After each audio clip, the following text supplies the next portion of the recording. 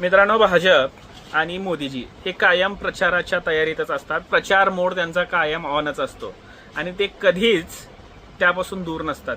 आता हे जे महिला आरक्षण विधेयक जे बिल होतं ते सुद्धा त्या हिशोबानेच निवडणुकीच्या तोंडावर आणण्यात आलं आणि ते प्रचारासाठी वापरणार होतेच आणि त्यांनी त्याचा वापर तसा केला सुद्धा. आता विशेष म्हणजे हे बिल बरोबर निवडणुकीच्या तोंडावर आलं आणि बरोबर ते नाकारण्यात आलं. त्यांना माहिती होतं की बाबा हे बिल पडणार आहे, त्यांच्याकडे बहुमत नाही, तरी सुद्धा त्यांनी हे विधेयक मांडलं आणि महिला आरक्षणाच्या आडून मतदारसंघ पुनर्रचना सीमांकन जे आहे त्यांना ते ताब्यात घ्यायचं होतं आणि 850 पर्यंत आकडा न्यायचा होता. त्यांच्या हिशोबाने सगळ्या मतदारसंघाच्या सीमा ज्या आहेत ना त्यांना ठरवायच्या होत्या, म्हणून त्यांनी हे बिल आणलं. आणि आता प्रचार ते असा करतायत की बाबा महिलांचा हक्क त्यांनी मारला, त्यांनी भ्रूण हत्या केली, महिलांना त्यांना वर येऊ द्यायचं नाही वगैरे वगैरे असल्या बाता त्यांनी मारलेल्या आहेत. आणि टायमिंग बघा, आता मोदीजी प्रचारात आहेत.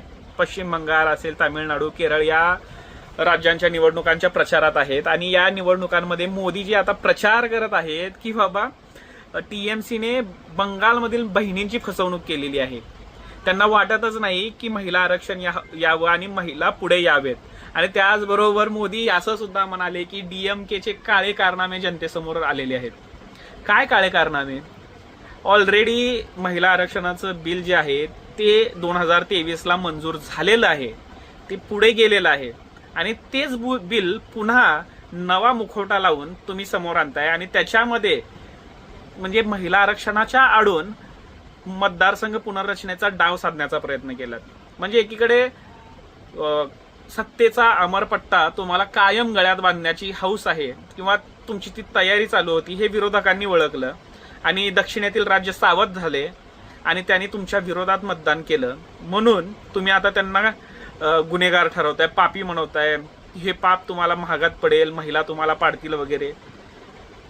कायम प्रचार मोडमध्ये असतो भाई हा माणूस, कायम प्रचार मोडमध्येच. आता हे जर बिल मंजूर झालं असतं तर त्याचं क्रेडिट तर हे छातीत ठोकपणे घेतले असते. भले लोकसभेमध्ये म्हणले असतील की ह्याचं क्रेडिट मी तुम्हाला देतो, कोरा कागद देतो वगैरे, पण हे शक्य नाहीये. मोदी क्रेडिट दुसऱ्याला देतील असं कधीच होणार नाही. त्यांच्याच पक्षातील लोकांना ते कधी देणार नाहीत, हे सुद्धा आठवण ठेवा. कारण मोदी, अमित शहा हे प्रॉपर गुजराती लोक आहेत आणि त्यांना माहित आहे धंदा कसा करायचा आहे आणि वर्षानुवर्ष कसा चालवायचा आहे त्यांचा धंदा राजकारणाचा, हे त्यांना कळून चुकलेलं आहे. तुम्हाला काय वाटतं कमेंट्समध्ये सांगा.